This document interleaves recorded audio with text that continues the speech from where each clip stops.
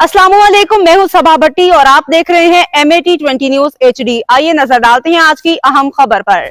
खबर शामिल करते हैं चिनियोट से ब्यूरो चीफ मुख्तार अहमद अंसारी की रिपोर्ट के मुताबिक वज़ीर आला पंजाब मोहतरमा मरियम नवाज के बयान के मुताबिक ड्रग फ्री पंजाब के तहत मुनशियात फरोशों के खिलाफ क्रैकडाउन जारी। SHO थाना Bhawana sub inspector Rizwan Ali ASI Mehdi Shah की टीम के हमरा कार्रवाई। पुलिस टीम ने खुफिया इत्तला पर रेड करके मुनशियात फरोश मुलजिम को गिरफ्तार कर लिया। गिरफ्तार मुनशियात फरोश मुलजिम के कब्जा से लाखों रुपये मालियत के 1200 ग्राम हेरोइन बरामद हुई। गिरफ्तार मुनशियात फरोश मुलजिम के खिलाफ थाना भवाना में मुकदमा दर्ज।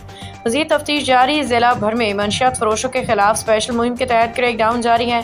मुनशियात के मुकदमात की म्यारी तफ्तीश को यकीनी बनाते हुए मुलज़मान को सजाएं दिलवाई जा रही हैं। आपके इलाका में मुनशियात फरोशी की सूरत में मेरे नंबर 0323754344 पर इत्तला दें। DPO अब्दुल्ला अहमद।